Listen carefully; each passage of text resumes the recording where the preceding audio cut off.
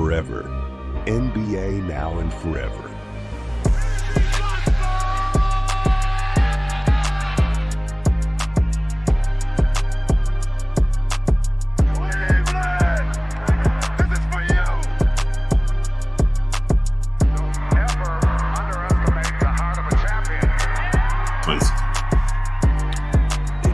Moi, je vous propose d'aller sur notre petit débat de la semaine. Allons-y. Go! Voilà, on va aller sur les demi-finales de conférence parce que si vous suivez un petit peu, vous aurez remarqué que sur les 4 demi-finales de conférence, il y a 3-1. Voilà, une seule série à égalité qui se trouve être la série entre le Thunder et les Nuggets. Donc, le duel de MVP, quoi. Hein, vu qu'on a probablement... de toute façon, ce sera un des deux le MVP, et puis son dauphin juste derrière. Donc, c'est un peu la grosse série de ces demi-finales de conférence. Et je vous propose, on commence avec celle-là. Ouais. Bah écoute, c'est une série bizarre. Je trouve que la série est très bizarre. Où aucune équipe arrive vraiment à se détacher. Après, sur le dernier match, je trouve que Denver a vraiment raté le coche parce que s'ils repartent dans l'Oklahoma avec un 3-1, c'est pas dans la tête, c'est pas pareil. Là, je trouve que sur le dernier game, il est serré. Je pense que c'est quand même le tournant de la série là, parce qu'ils auraient vraiment pu. S'ils repartaient avec le 3-1, pour moi, ça y est, c'était fini. Là, avec le 2-2, il faut encore aller chercher un match à l'extérieur. Denver va peut-être commencer aussi à payer les efforts physiques qu'ils font, les longues séries. Là, ils sortent d'une série difficile au tour précédent. Bien sûr. Là, avec le rythme du Thunder, est-ce qu'ils vont arriver encore à inverser la tendance? J'étais très confiant, moi, pour Denver sur le tour précédent, pardon. Mais là, aller chercher un game dans l'Oklahoma, là, sachant qu'ils ont déjà grillé leur joker sur le game 1, ça va être dur. Mais bon, ils ont le monstre. En fait, vas-y, Quentin, tu voulais peut-être parler, excuse-moi. En fait, je suis en train de regarder un peu les stats sur le dernier match. Et c'est là où tu dis quand même, putain, OKC, ils s'en sortent très bien. Parce que quand tu regardes Jalen Williams, il fait un match nul à chier. Voilà, on va dire. C'est une catastrophe. Lou Dort aussi. Lou Dort vraiment catastrophique. Et JS, c'est pas sa meilleure série. Donc tu te dis, en fait, là, c'est surtout... t'as surtout le banc d'OKC qui a fait chavirer sur le dernier match. Parce que le banc de Denver... en fait, le banc de Denver, si Westbrook fait pas un bon match, il y a personne sous le banc. Puis là, il a fait un match catastrophique. Il n'y a personne. Il perd même des ballons. Et ça, c'est la grande frustration de Denver qui a fait, comme l'a dit Mapenda, un premier tour difficile face à une équipe assez teigneuse que sont les Clippers. Donc, il fallait puiser dans l'énergie des mecs pour pouvoir s'en sortir au premier tour, gagner au Game 7. Ensuite, à ce deuxième tour, où là, c'est quand même intéressant. Moi, j'estime que c'est la série la plus intéressante, basketballistiquement parlant. Pourquoi? Parce que à chaque rencontre, il y a des réajustements défensifs où on fait en sorte qu'on amène les joueurs qui sont censés scorer dans des situations qu'ils n'aiment pas. C'est ça. Et Denver sait très bien le mobiliser. Denver, moi, j'estime que c'est l'équipe la plus cérébrale de toutes les équipes encore présentes en playoff, surtout au niveau défensif. Les Warriors me déçoivent un petit peu dans ce modèle-là, mais on en reparlera après.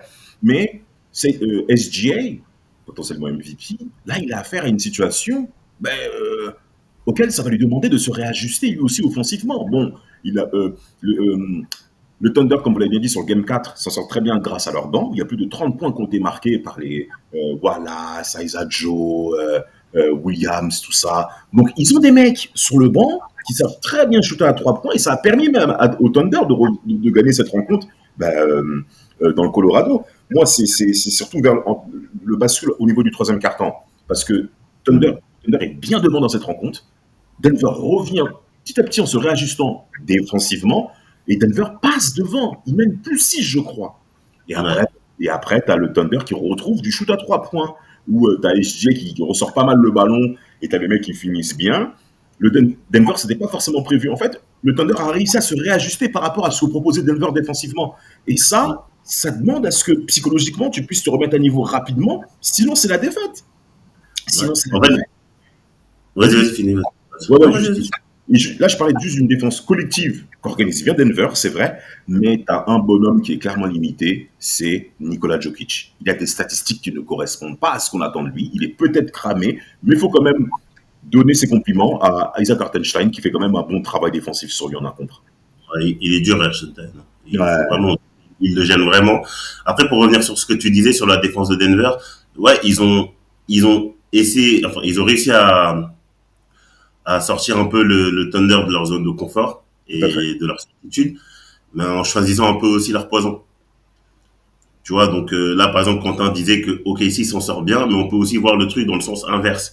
Quand tu vois les pourcentages de Luke Dort, moi j'ai vu le match 4, je l'ai vu un peu il y avait un peu du bruit là où j'étais, mais il y avait un écran donc j'ai pu le regarder. J'ai l'impression de voir qu'il a quand même beaucoup de shoots ouverts, tu vois. Et il n'est pas le seul d'ailleurs. Je suis Et d'accord. je me dis que même si Denver continue dans ces principes-là, en limitant un peu SG et en bloquant bien Chet, est-ce que ces mecs-là, comme Williams et comme Dort, vont toujours passer à travers? Je suis pas sûr. C'est pour ça que je disais tout à l'heure aussi que avoir raté là l'opportunité de repartir avec le 3-1 et de revenir dans l'Oklahoma avec le 3-1, ça peut peut-être aussi porter préjudice à Denver, tu vois. Parce que en gagnant le match serré, là, le Game 4 de manière serrée, même si tu as des erreurs, même si tu as un Jokic qui n'est pas au top là sur la Ouais, série, ouais, laisser une certaine marge, tu vois, et de pouvoir encore essayer d'autres réajustements tactiques. Mais là, avec le 2-2, OKC va tout donner sur le Game 5. bien sûr. Le rythme d'OKC, c'est un truc de ouf. Hein. Franchement, les Non, mecs, mais ça, frère, non, c'est trop. ouais, non, c'est incroyable, c'est incroyable. Il faut vraiment qu'ils profitent là cette année de leur état de forme parce que ça, bon, on connaît la NBA, hein, ça va pas durer. Il y aura forcément à un moment donné les blessures, etc., machin, les contrats à gérer, etc. Les contrats à Et là, gérer. ouais, l'alchimie qu'il y a dans cette équipe, en fait, Denver, j'ai l'impression qu'ils sont un peu en effet miroir avec OKC quand je les vois jouer, mais avec un effectif beaucoup plus jeune. Tu vois, on parlait de la dernière fois que je suis venu là il y a 2 semaines, Denver, Dama, je te parlais de la manière dont Denver exploite leur défense et perte de balles des équipes adverses pour se projeter. Et toi, tu disais ils sont aussi parfois contraints de jouer sur attaque placée. Mais là, j'ai l'impression de voir un peu l'effet inverse côté OKC avec qui te broient, qui te défend vraiment bien physiquement, voilà, qui te met des coups. Mais derrière, après, quand ça joue vite, c'est un cran au-dessus de Denver, tu vois, j'ai l'impression. Ouais, Ils, on ils est exploitent à fond le repli défensif de Denver qui n'est pas Denver défend bien ouais.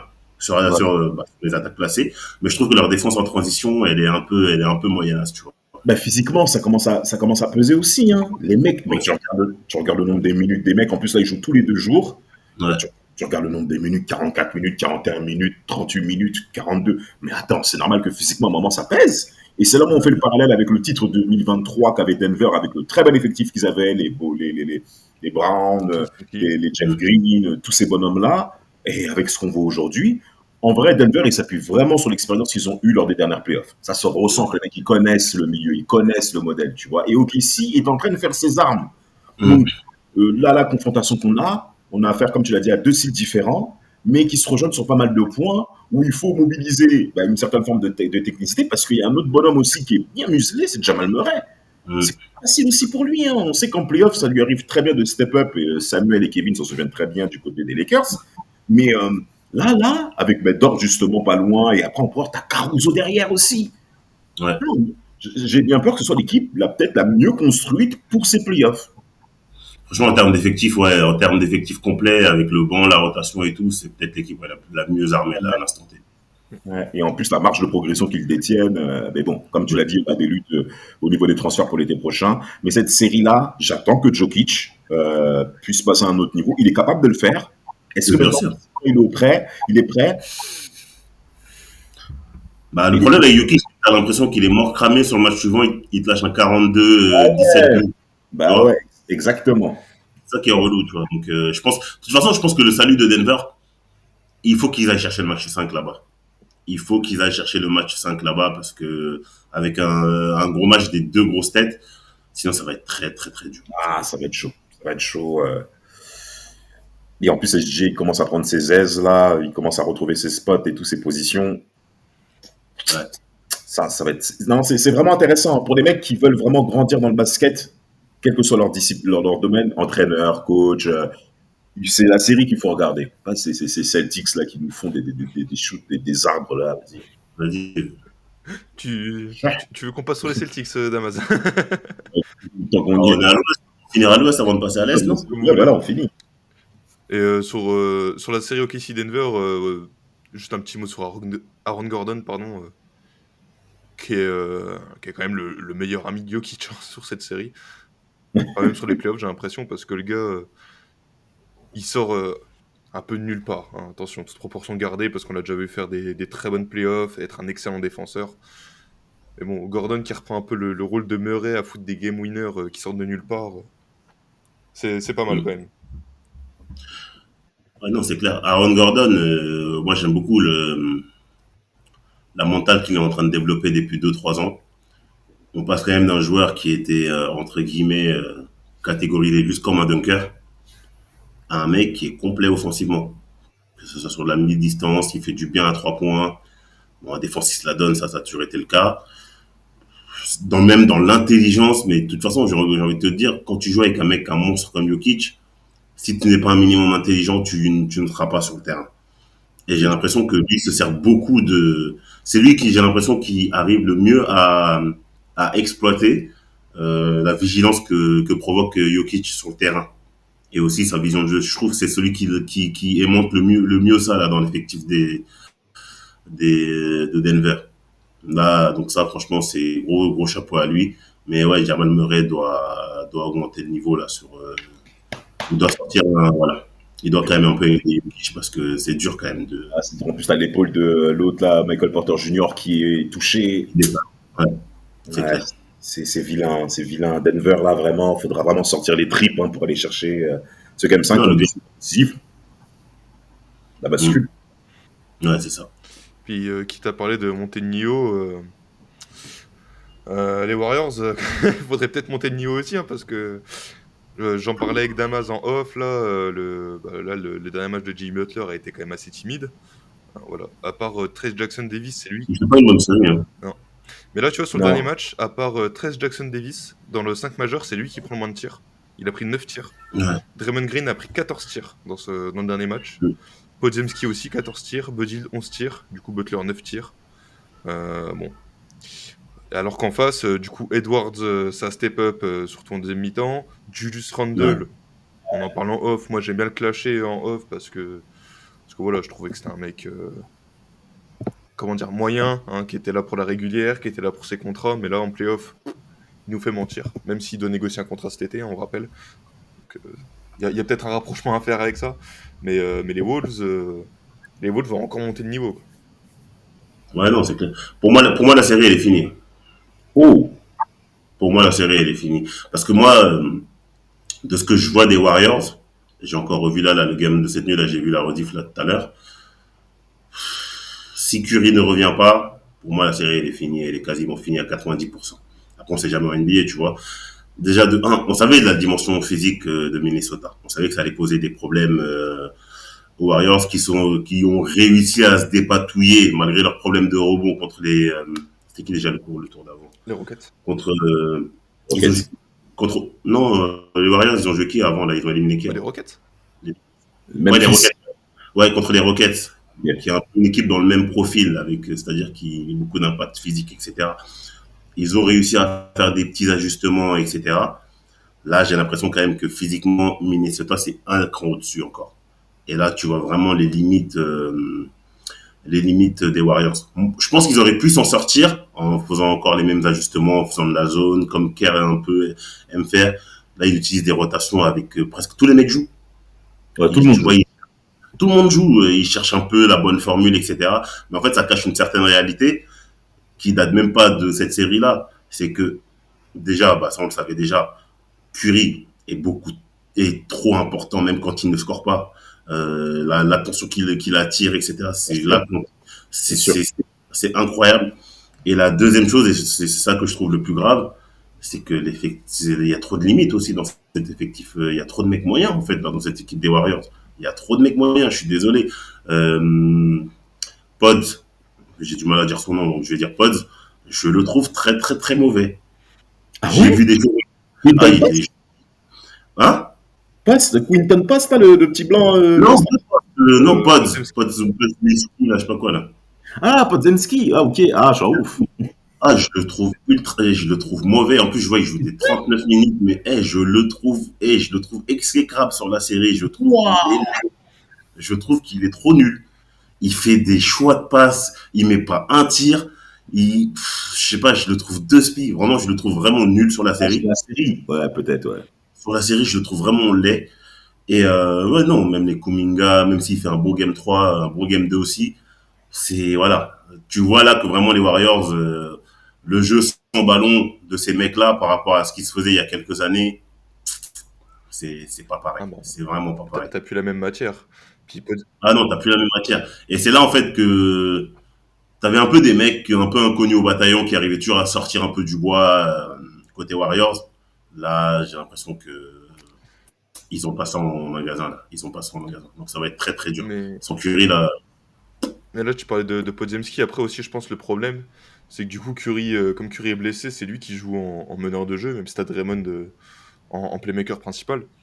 Mais Ouais. c'est pas un rôle qui lui convient, quoi. C'est pas un rôle qui lui convient. Non. Et moi, il me fait un peu penser à, toute proportion gardée, hein, il me fait un peu penser à Jordan Poole, mais en moins bon, hein, mais tout aussi, Ah non, non. Ouh. mais tout aussi régulier, tu vois. Tu sais, il est capable de te sortir un match à 30 points, et le match Mhm. d'après, il t'en met 8. Bon, même si là, sur la série, Moi c'est c'est même. plus les 8 que les 30, mais... Ah, t'es dur, hein, quand même, la comparatif. Hein. Ouais, en fait, ouais, comparé, je trouve que sur les deux, au moins Jordan Poole, même si parfois ça pouvait être un cancer, restait toujours une menace constante pour la C'est pour défense. ça que j'ai dit toute Tu proportion vois. gardée. Oui, oui, oui, bien sûr. Alors que bah, justement, c'est ce que moi je reproche à ce joueur-là, c'est que, comme il dit, c'est un yaourt nature. Il prend la balle, parfois il prend la balle, il la lâche toujours dans le mauvais timing, il fait toujours, je parle sur la série, hein, parce que c'est un joueur intéressant quand même. Il fait des passes de merde, il met pas, dans ce rôle de meneur là, il met pas à l'aise, il met pas ses coéquipiers à l'aise dans le jeu. Et à la rigueur, ça, on peut ne pas lui en vouloir d'avoir des limites par rapport à ça. Mais gros, mets tes shoots ouverts. Arrête tes flotteurs de merde, là. À chaque match que je regarde dans cette série, il fait des passages catastrophiques et je vois, il reste sur le terrain. Et quand je regarde Bah, un peu sur Twitter les fans des Warriors un peu partout dans le monde, et ils pètent les plombs sur lui. Et c'est normal. Il est trop bah, nul. regarde, eh bien, il est trop nul. Bon, malheureusement, je vais devoir confirmer les propos de Mapenda. Hier, il nous fait un 3 sur 14 au shoot, 0 sur 4 à 3 points, donc ridicule. Le match 3 que les Warriors perdent, bien entendu, il fait un 1 sur 10. Combien? Le match 1 sur 10, le match 3. Non, non, mais je t'ai dit. Il faut Le voir aussi match les 2, balles. le match 2, il fait un 4 sur 9. Bon, ça, c'est le seul match, on va dire, potable, respectable au niveau du pourcentage, parce que bon, 4 sur 9, c'est quand même, ça passe clair. Mais le match 1, il nous fait un 1 sur 7. Donc, monsieur Podzinski, il passe complètement au travers offensivement sur cette série. Ça, c'est une évidence. Pourquoi il joue beaucoup? Parce qu'il défend bien.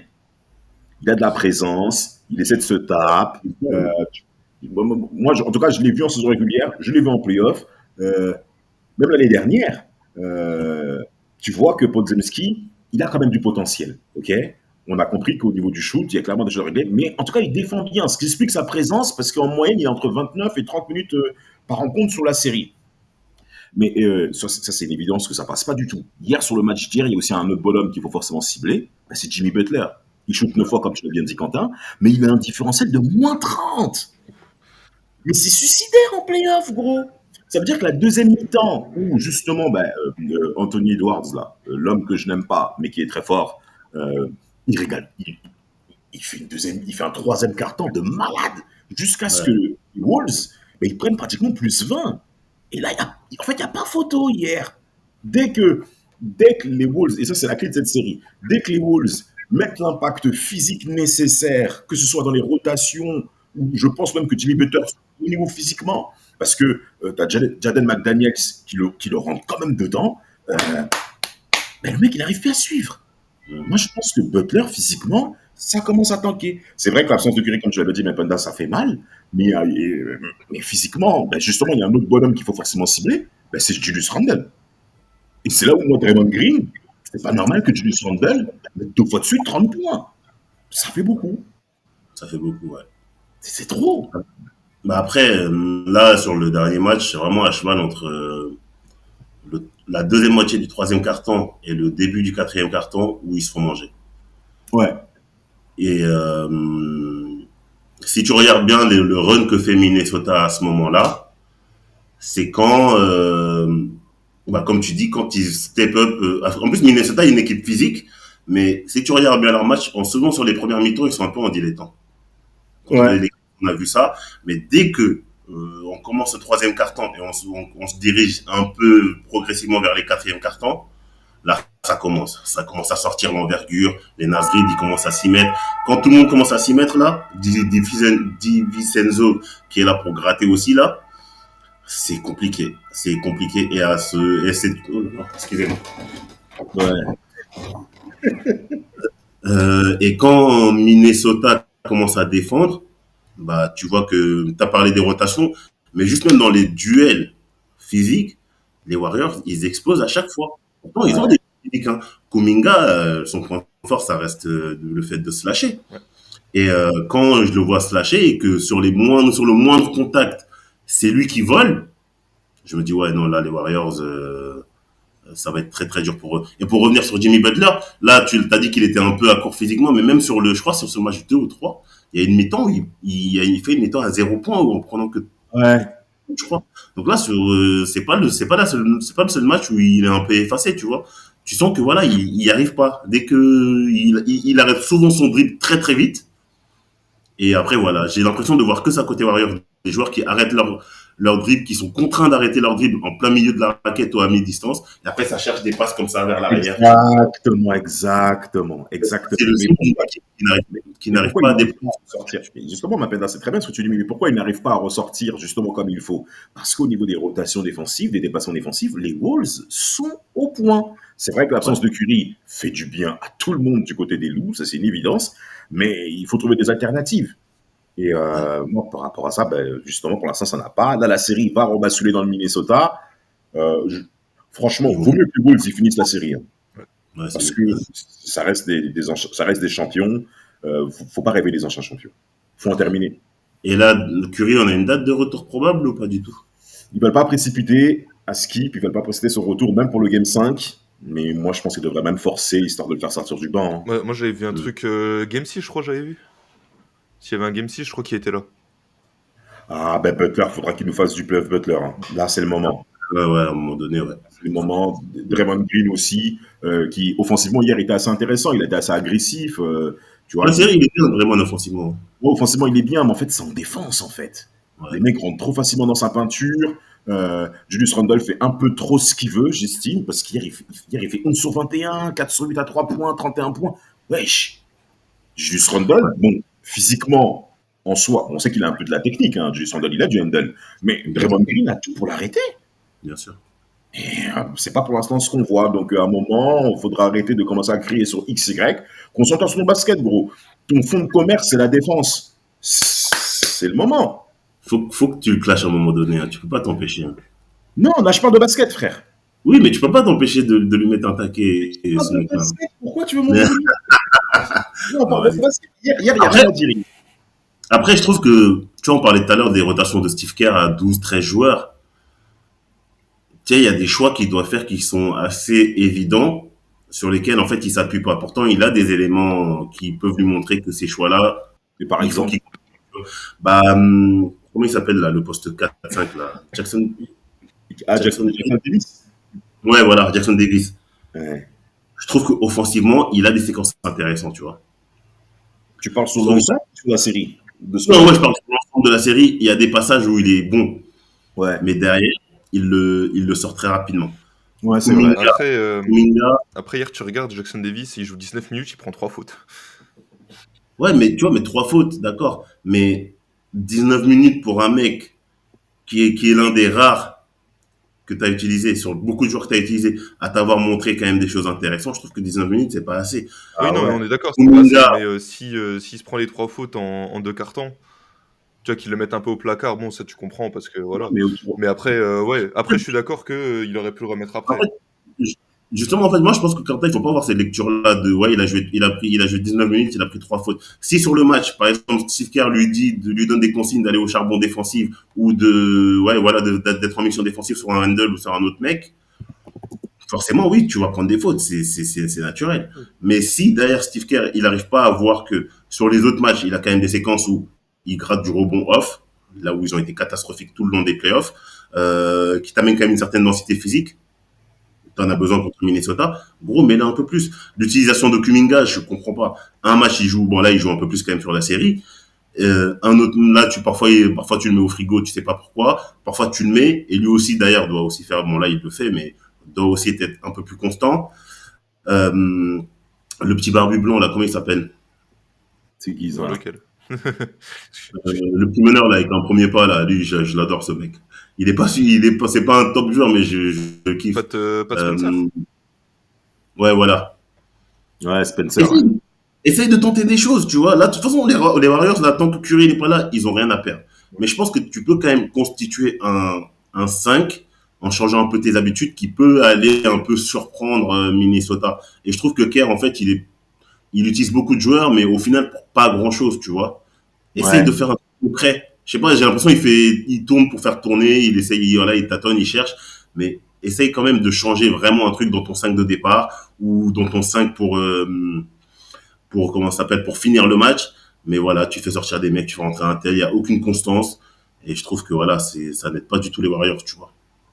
Donc Kerr aussi doit aussi se mettre aussi au niveau là. De toute manière, il n'a pas le choix. Sinon, c'est la porte, c'est fini. C'était pas prévu. Ah non. Et, en parlant de se mettre au niveau, est-ce qu'on parlerait pas des Celtics? Ouais, mais les Celtics, on va leur demander des choses qui sont différentes. On va leur demander d'agir comme étant un vrai tenant du titre. En fait, les Celtics aussi, ça peut être pas mal. Mais ça veut dire non. Bah, quand tu attends, t'as perdu 3 matchs sur la série. Les 3 matchs, tu menais de 20 points à la mi-temps. Il menait de 20 points hier. Ah ouais? Putain. Ah ouais? Attends, pas de 20 points. Non, il menait de 11. Il menait que de 11. Attends, excuse-moi. Ouais, mais c'est beaucoup déjà. Ouais, mais bien sûr que c'est beaucoup. C'est pas pareil. C'est pas pareil que 20, mais ça reste quand même conséquent. T'es un champion en titre, frère.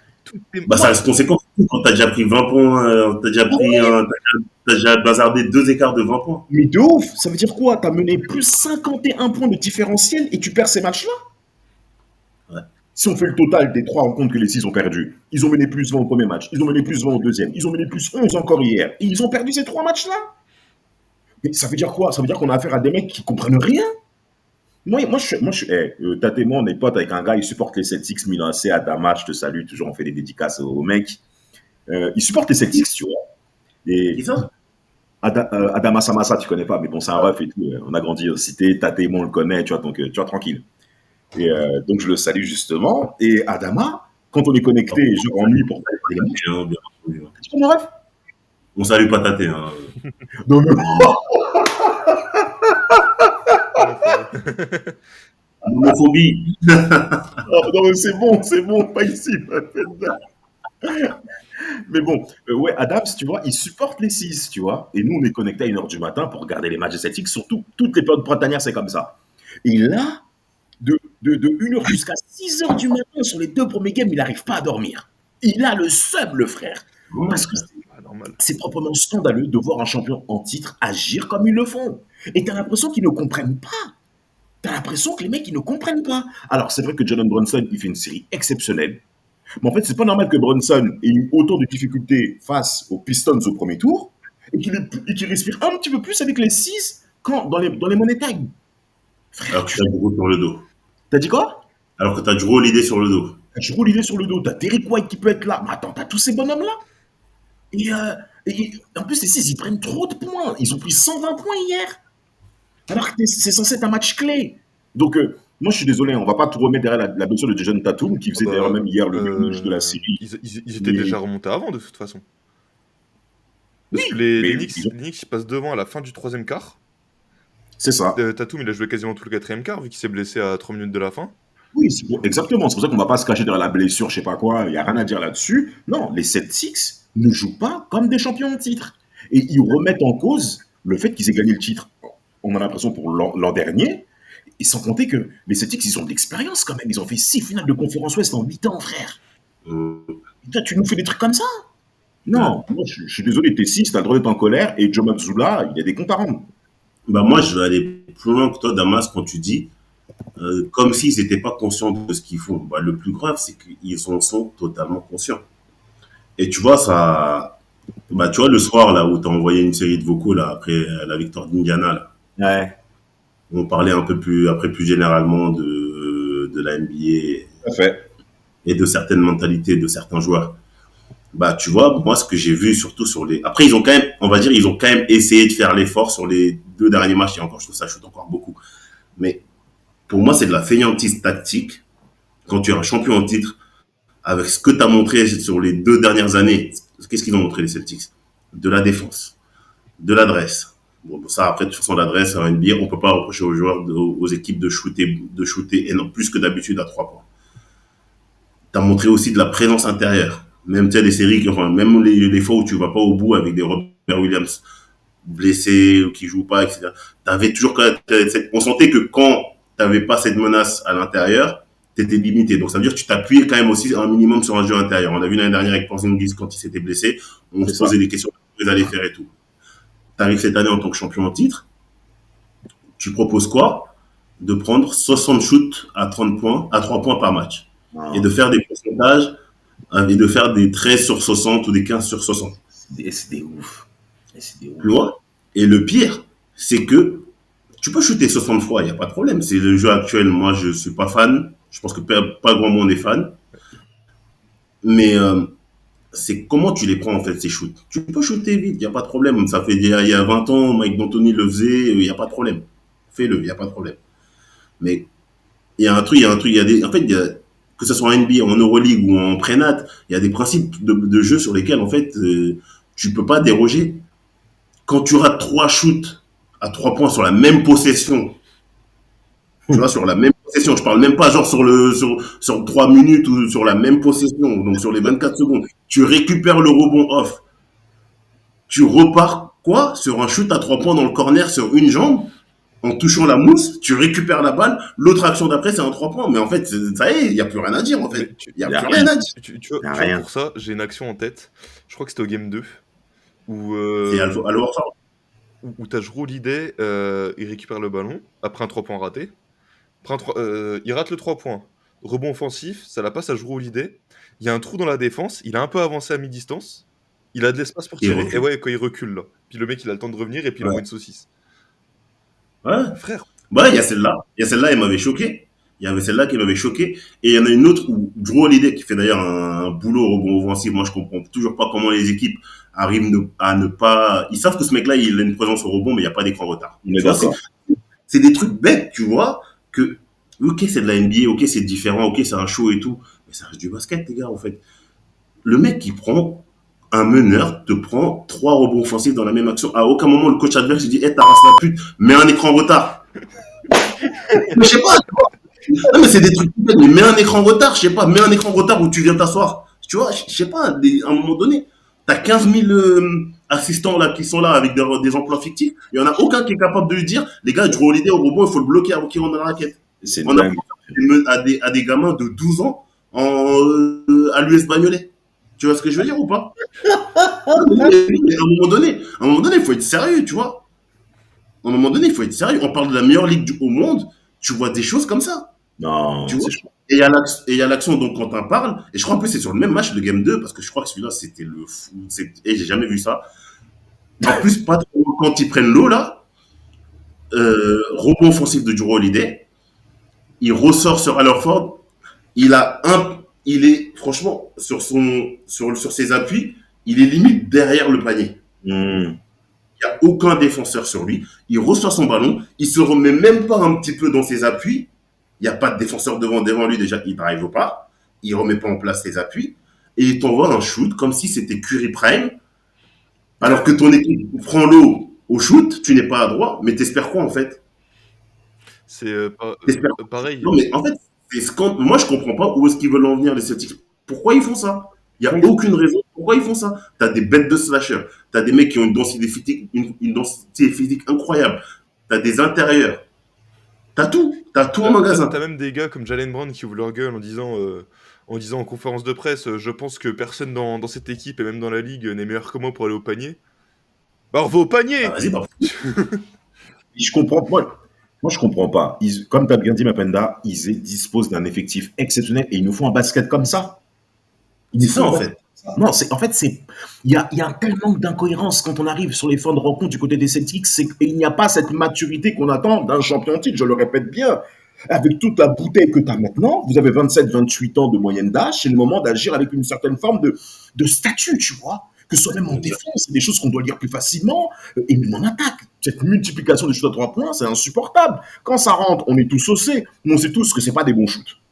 Et donc, moi, je suis content que les Knicks, aussi limités qu'ils soient, puissent punir cette équipe-là, parce qu'il faut quand même célébrer, il faut quand même honorer ce que font les Knicks, auxquels ce n'était pas forcément attendu, vu les scénarios qu'on a vus, parce qu'on sait tous que c'est plus Boston qui merde plus que les Knicks.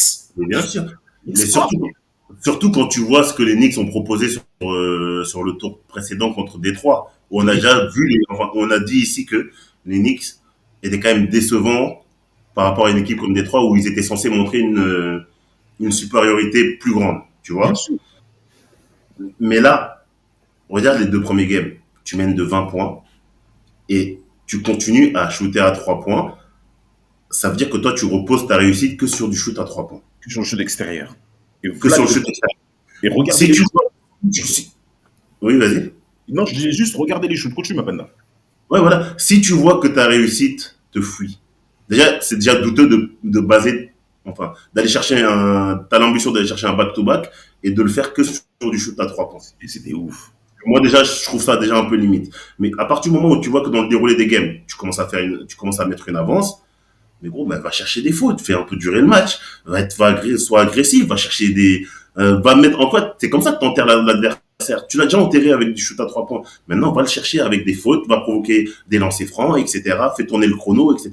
Non, nous, on continue, on continue, on continue. Et le mérite, du coup, de New York, c'est de s'accrocher, de prendre les miettes. Tu passes de 20 à 15 en l'espace de 2-3 minutes. Ça prend soi-disant des temps morts, parce que les temps morts, hein, sur cette série-là, j'aimerais bien être une petite caméra et voir ce que dit Mazzola sur les temps morts de Boston. Parce que c'est incroyable, tu vois. Derrière, ça continue, ça repasse en dessous de la barre des 9 points. Là, normalement, tu dois te mettre en alerte. Eh, les gars, vas-y, là, c'est bon, là, on s'est assez branlé, venez, on joue. Non, non, on continue à shooter en dilettant. Et derrière, ce qu'il faut dire aussi, c'est que sur les fins de match, Boston ne défend pas. Ouais. Boston ne défend pas. Et moi, c'est la première fois en 3-4 ans que je vois Boston ne pas défendre comme ça.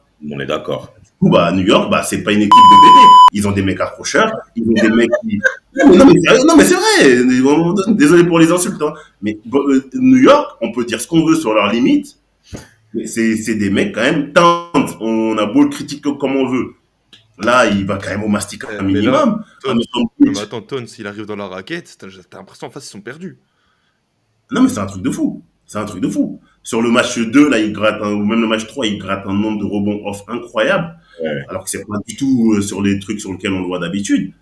Et après, derrière, t'as quoi? Quand t'as des chiens de la casse comme Bronson qui va rien lâcher, lui, il attend juste le moment time là, pour commencer à te gonfler. Ou même un mec comme Bridge, qu'on peut critiquer, et Rafik notamment, parfois à juste titre. Mais parfois, quand il est dans la zone, les gars, il va maxer enfin, sur le temps de réussite, il va le maximiser. Mettre ses 3-4 gros choux et remettre les New York dans le droit chemin. Et après, Money Time, bah, ça se liquifie de l'autre côté. Eux, ils sont gonflés à bloc et ils grattent les matchs. Donc, que New York finisse la série et que Boston aille se faire enculer. Encore désolé pour les insultes. Oh. Ça va être intéressant. Ça va être intéressant de voir, quelle que soit l'issue de cette rencontre, ça va être intéressant de voir ce que va faire Jalen Brown. Parce que le bonhomme, il se présente Il comme parle un... Pardon? Il parle beaucoup quand même. Il parle beaucoup, c'est un champion, à lui maintenant de le prouver. Et moi, il y a un autre bonhomme aussi que j'ai envie de mettre en avant, c'est Porzingis. Il est ça se voit qu'il est convalescent, mais il a quand même aussi un bon salaire, il a un certain statut, c'est le temps de se montrer. Jason Tatum sera absent, là, c'est le match de la survie. Est-ce que les Celtics ont encore faim, et encore l'énergie nécessaire, même pour éviter la porte, quoi? Non, mais c'est fou quand même. Tu te dis que maintenant, dans la NBA actuelle, les mecs font 4-5 ans comme ça, ils n'arrivent pas à chercher le titre, ils sont à chaque fois à ça bute en finale NBA, en finale de conférence, etc., etc. Et la première année où ils arrivent à gagner, derrière, il y a tout de suite un relâchement. Relâchement.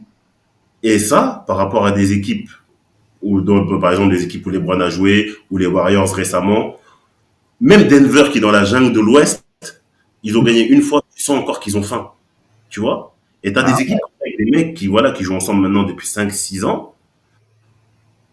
T'as gagné un titre, t'arrives comme ça déjà, même sur le premier tour, hein, il y avait des petites alertes, hein, contre Orlando. Il y a des matchs où t'as quand même des prémices, Ils tu se sont mis vois. la main dans le Donc, caleçon. voilà, un petit peu, tu vois. Donc, ça veut dire que Boston, le relâchement là, il doit pas arriver maintenant. Gagne d'abord 2, 3 titres, après on comprendra. Mais t'as gagné un titre avec tout ce que t'as galéré les autres années en finale de conf, en finale NBA. T'as gagné un titre, tu joues comme si tu sortais d'un tripit. c'est un ouf. Non, non, non. C'est des malades. Donc, que Boston aille se faire voir. C'est tout. Vas-y, pour la dernière série, je pense que c'est à moi de m'énerver. Vas-y.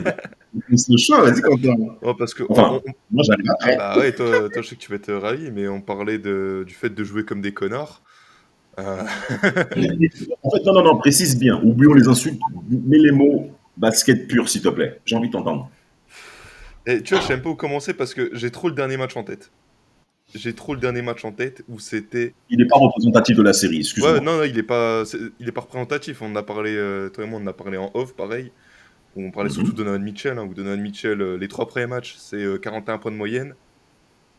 Voilà, le game 4, y a rien qui allait en fait. Tu vois, je sais même pas où commencer. Tu vois, le seul truc qui était bien sur le game 4 de Mitchell, c'était gratter des fautes. Les passes, c'était 0. Il le fait depuis le début de la série. Ouais, non, mais tu vois, là, c'était le seul truc bien au dernier match. Les passes, c'était 0. De toute façon, il a réussi 0 passes. Le mec, même en dribblant, il se foirait. Pas de réussite à 3 points comme depuis le début de la série, mais même là au global, hein, il n'y avait pas de réussite. Jarrett Allen, invisible au game 4. Invisible. Déjà que Jarrett Allen se faisait.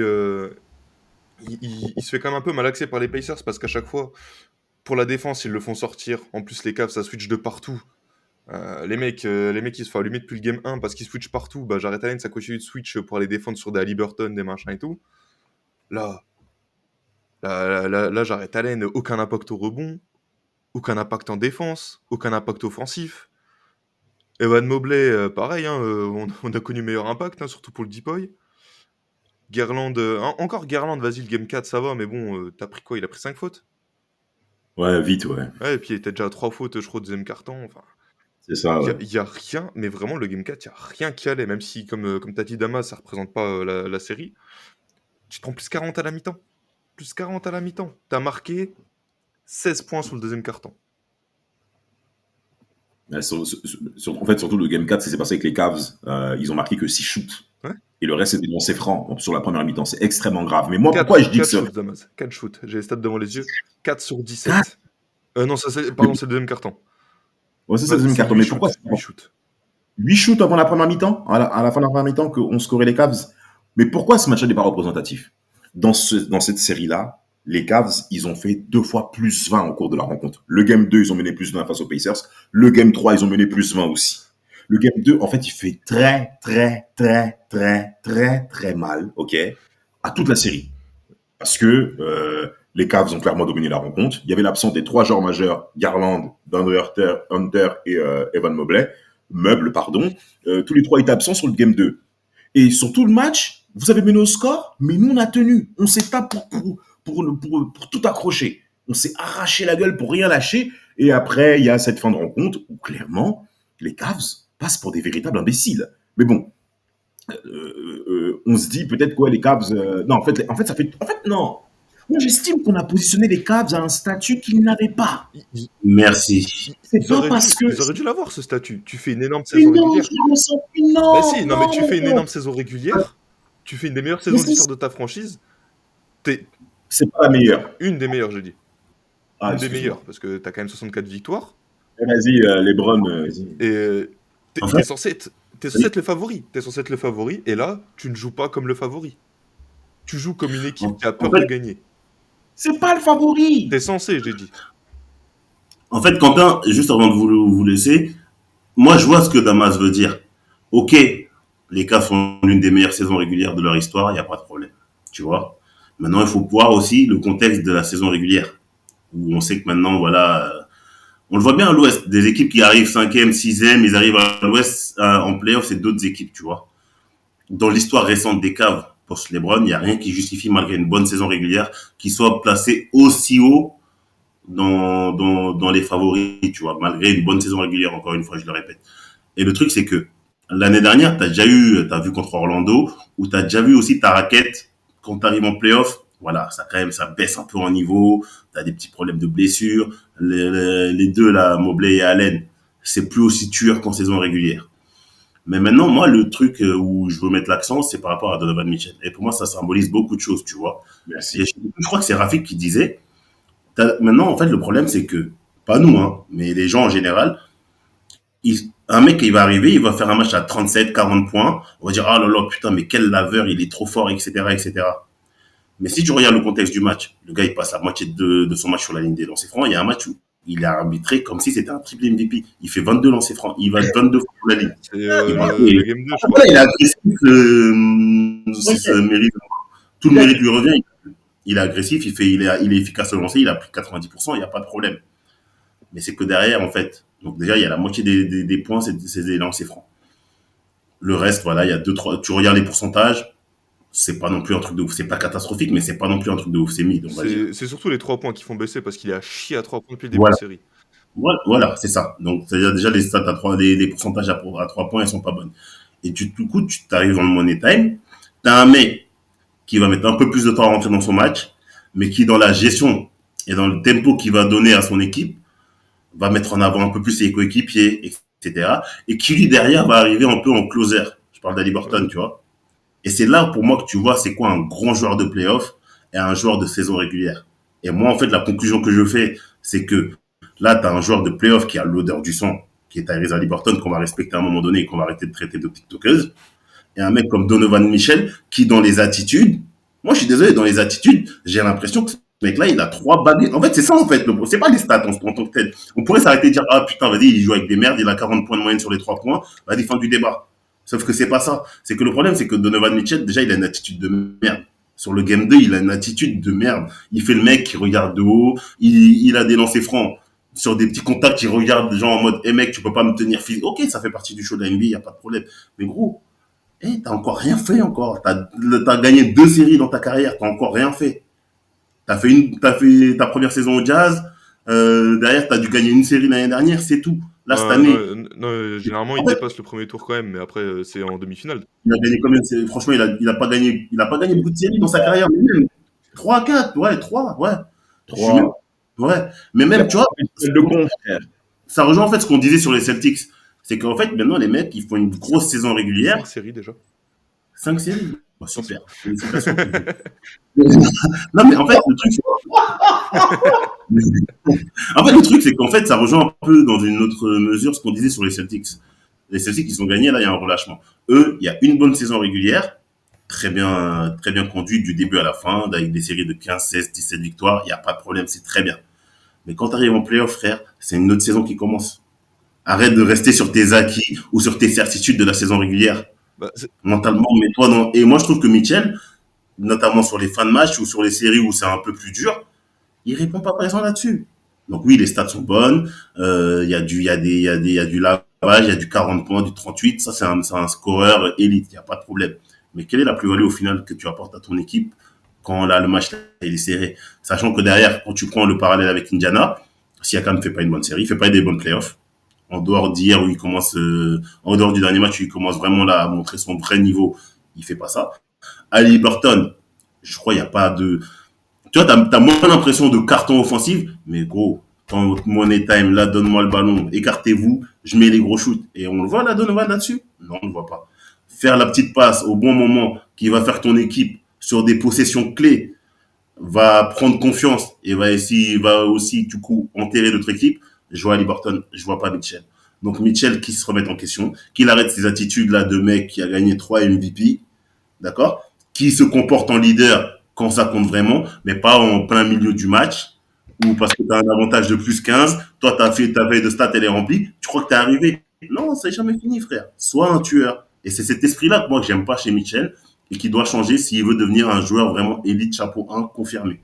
Voilà. Parfait, bravo.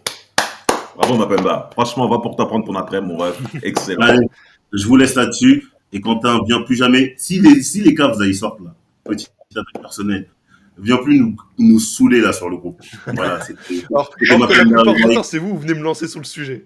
Non, bref, Si. c'est grave. Moi Il maintenant, n'est pas ça, fini. ça fait 3 mois, je commence plus les débats. À chaque fois, on vient me dire, c'est Non, pas non, non, c'est non, pas non. comme ton meublé, je sais pas quoi. Donc, du coup, après moi, je viens défendre mon La statut. série n'est pas finie. Attendons la fin. On va voir l'issue, gros. Tu vas voir. C'est tout ce que j'ai Mais à dire. arrête, Lama, ça fait une semaine que je dis, c'est des connards, ils Non, jouent non, comme des non, non, connards. calme-toi, mon ref. Arrête. Allez, les gars, Calme-toi, gros. salut. Je vais prendre la suite de Mapenda et on va parler un petit peu des coachs, si vous le permettez. Il y a un bonhomme qu'il faut mettre en évidence. Kenny Atkinson, c'est le coach de C'est un l'année, connard. n'est-ce pas? Non, mais pourquoi tu l'insultes? Bah, parce que c'est un Non, connard. mais pourquoi c'en est un? Parce que c'est un connard. Non, mais parle. Non, bah, déjà, tout à l'heure, je parlais des switches là sur Jarrett Allen. Les 2 premiers matchs, tu switches, tu fais que des switches en défense. Tu vois, ça marche pas. T'attends le 3e match pour te dire, vas-y, on fait autre chose. Ou là, le 3e match, ça a été intéressant. Tu défends en zone, t'as grillé les Pacers. Le 3e match, là, Wigan plus 20 contre vous, machin, ils ont défendu en zone quasiment tout le match. Il n'y a pas eu de problème, c'est passé. Match 4, du coup, le dernier match, tu commences en zone, bon, les Pacers s'adaptent. Ok, tu vois, c'est pas grave. Fais autre chose. Bah, tu recommences avec tes switches qui marchent pas. Tu te remets dans la merde défensivement. Offensivement, tu trouves zéro solution parce que déjà, tes joueurs au Game 4, ils étaient tous rincés. Et puis, en fait, tu peux rien mettre en place à partir du moment où tu as des mecs qui te font des passes dans le public à n'importe quelle action. Mais défensivement, moi, je suis très déçu. Ok, c'était pas la meilleure saison défensive des Cavs. Mais les ajustements défensifs, tu as eu un bon ajustement défensif, le Game 3. Et sinon, tu rien eu. Ben, cet ajustement défensif, il est quand même intéressant sur le Game 3 parce qu'il a clairement rayé le rythme d'attaque des Pacers. Pacers, c'est quoi leur slogan dit Pacers, mais dans Pacers, le préfixe, c'est quoi? Pace, le rythme.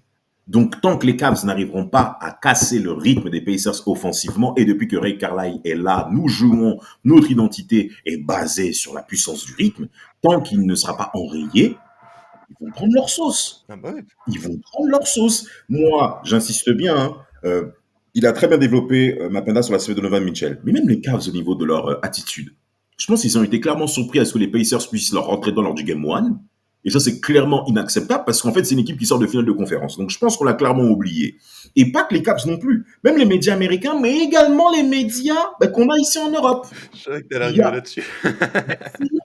Frérot, c'est normal, mon ref. Moi, j'estime qu'il y a eu. On a clairement sous-estimé les Pacers. On l'a fait. Pas Donovan Mitchell. Il l'a dit dès le début de la série. Faites attention, les mecs. Bah, même Et le truc là, c'était Game 1 ou Game 2, je sais plus, où t'as Game 2, où t'as le public de Cleveland qui crie overrated pour Haliburton. c'est- Il est là, il c'est- fait oh ta gueule, ta mais, gueule. mais attendez, mais on a fait. Mais attends, vous êtes des malades ou quoi? Vous êtes des dingos, les refs.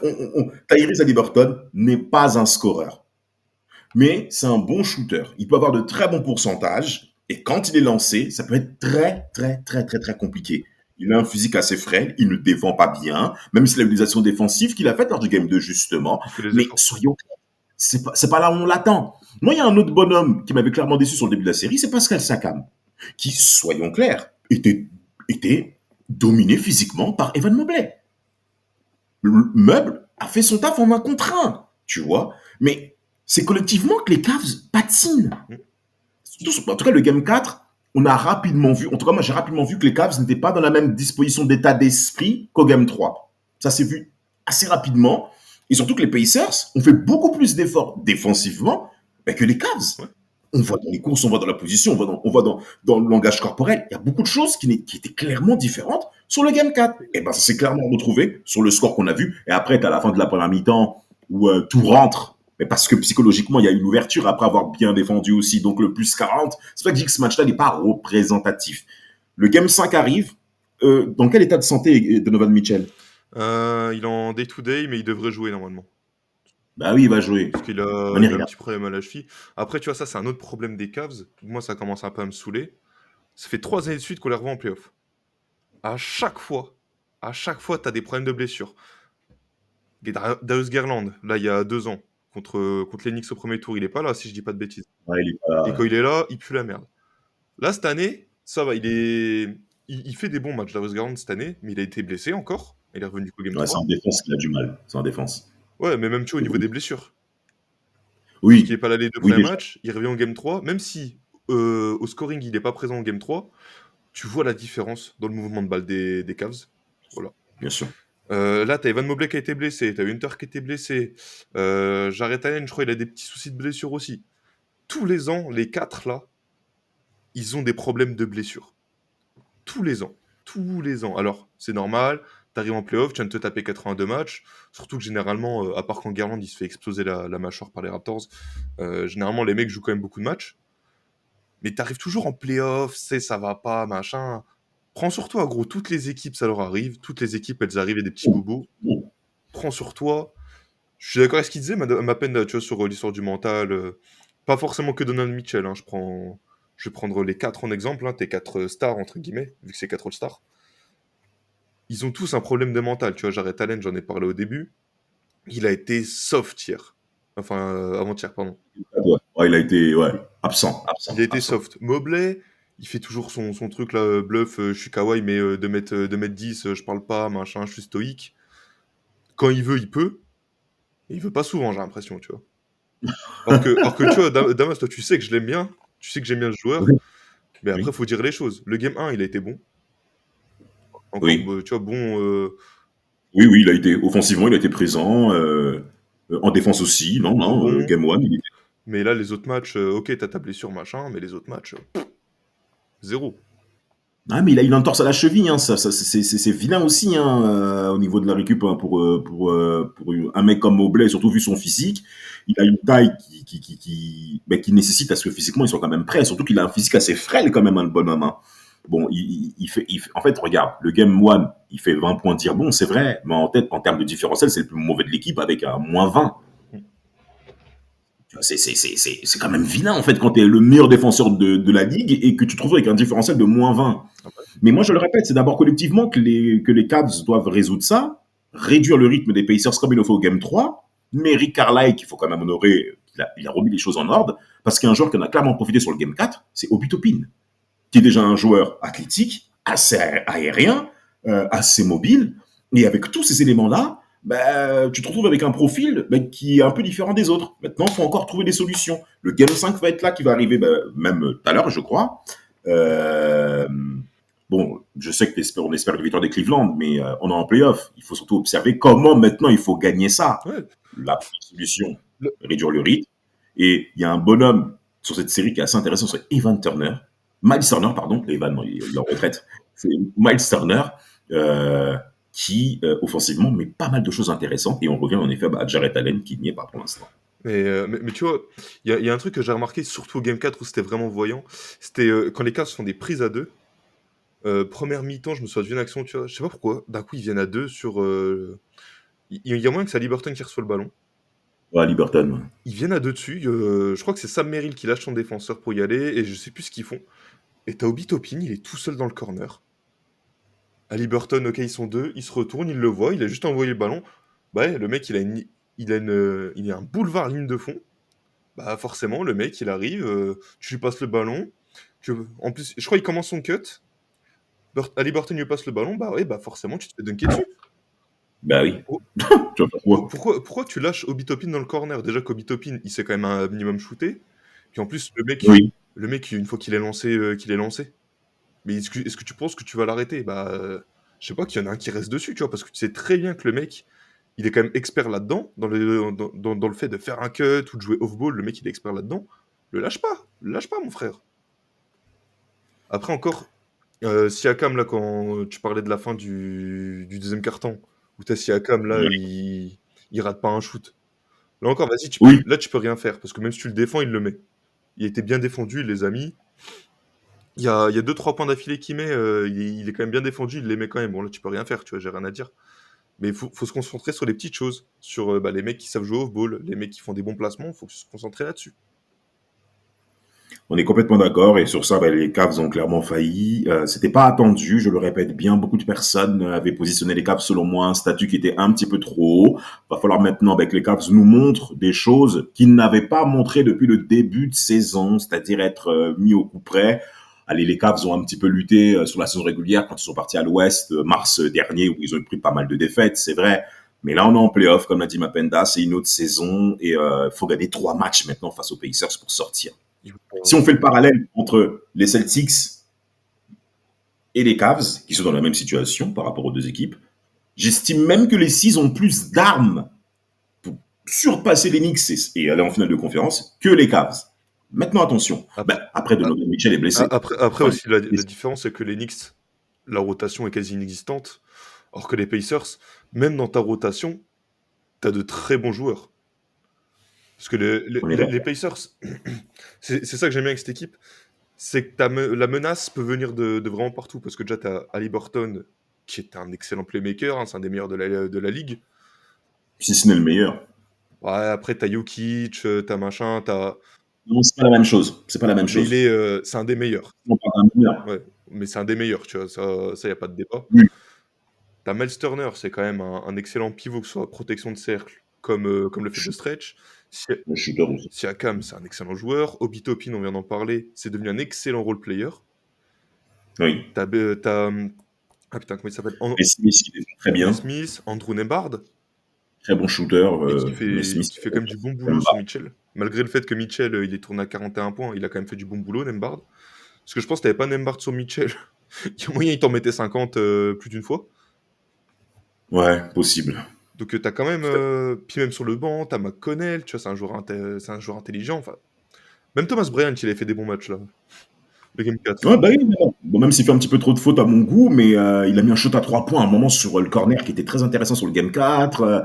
T'as même Bénédicte Mathurin qui est en train de sombrer avec DeAndre Hunter aussi, mais sur le Game 3, par exemple, il a mis un 20 points, qui physiquement peut être intéressant. Ça peut être un bon slasher. Donc en fait, t'as des profils aux Pacers où l'effectif, il répond à plusieurs modèles, tu vois. Et avec tous ces éléments-là, moi j'estime que on a encore une fois mis les Pacers un peu trop facilement, à mon avis, de côté. Les Cavs ont quand même des armes. Hein. Attention, moi j'estime pas que la série soit finie, soyons clairs, parce que là ça va demander. Je suis pas sûr que Donovan Mitchell soit à 100%. Si on parle de 2 jours. Donc, s'il était en saison régulière, il n'aurait pas joué ce match-là. On est d'accord. Mais là, comme c'est un match clé où c'est peut-être la porte, il n'y a pas de choix qu'il faut mettre toutes les armes en avant. Et lui et Stephen Curry doivent être présents pour le match 5 qui va arriver. Ah oui. Bah là, de toute façon, voilà, tu vois, moi je vais le dire, hein, tu vois, les Cavs, je les ai vus trop beaux parce que tu faisais une excellente régulière, machin, que ça jouait super bien en régulière. Là, au final, tu vois, t'as l'impression les Pacers qu'on voit là, c'est les Cavs de la régulière, tu vois. Tu es un peu dans le modèle du style de jeu, le bon mouvement de balle, super efficace, avec une bonne défense, tu vois. En fait, les Pacers, c'est le miroir des Cavs. Sauf que les Pacers, ils font ça au moment des playoffs, où les mecs, bon, la régulière n'a pas été excellente. T'as eu des problèmes avec Haliburton, qui n'a pas eu un excellent niveau de jeu sur la première moitié. Ouais, bah oui, il n'a pas été bon. Mais voilà, quand il y a besoin de sortir les muses, quand il y a besoin de poser ses couilles sur la table, voilà, on va le dire, les Pacers, ils sont meilleurs. Et puis, de toute façon, ce que tu dis, t'as raison, Damas. De toute façon, on les a sous-estimés, alors que les mecs sortent d'une finale de conférence, qui vont certainement faire une deuxième d'affilée. Et puis bah là, si les Celtics passent pas, ils peuvent être favoris pour aller en finale à l'Est. À y songer, mais on n'en est pas là. Tout va se décider sur cette deuxième partie de semaine. Vive les Pacers. Je pense qu'on a fait un bon tour, on peut s'arrêter là. Hein. Ouais, on est bien là. Voilà, moi j'ai sorti ma frustration sur les cases. Hein. Parce que, je pense que t'as même pas tout dit aussi. Non, je me retiens. si on avait fait l'épisode que sur les Pacers et les Cavs, là je me serais un peu plus lâché, je pense. Parce qu'on aurait eu plus de temps, machin, mais on verra ça pour l'élimination. Si déjà, moi je dis rien. Je dis c'est bon, ça finit en 6 là. Un peu d'orgueil au Game 5 et Game 6, Indiana finit chez eux. Faut rien laisser passer. En tout cas, si je suis côté des Pacers, faut rien laisser passer. On doit terminer ces mecs vite. Il n'y a pas de bluff. Moi, je donne le scénario. Moi, je Hein? donne le scénario, c'est tout. On sera présent, on sera là. Et puis, bah, on espère que vous serez là pour le prochain épisode aussi, hein, parce nous, on va s'arrêter là.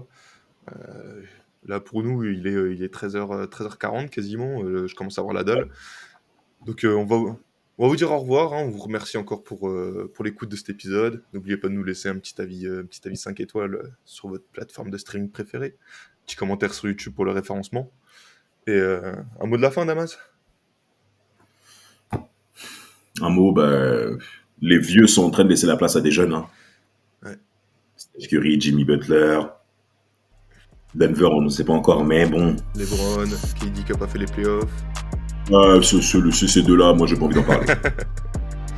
Ils m'ont déjà assez énervé hier avec LeBron, tout ça. Là. Même toi, d'ailleurs, là. Oh, t'as même pas honte. Non.